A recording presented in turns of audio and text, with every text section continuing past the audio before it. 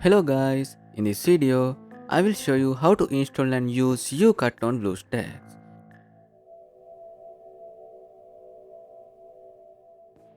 First, open BlueStacks. Then go to the Play Store, search for YouCut and install it.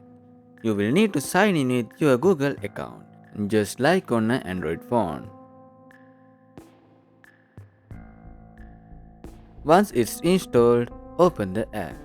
Tap the plus icon to start a new project. If you don't see any media, it's because you need to import it first. To import your files, open the Media Manager in BlueStacks. Then click on Import from Windows and select the photos or videos you want.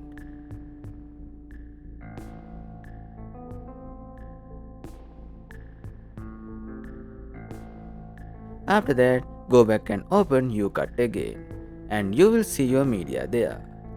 I hope this video helps you. If it did, don't forget to like and subscribe. Thanks for watching.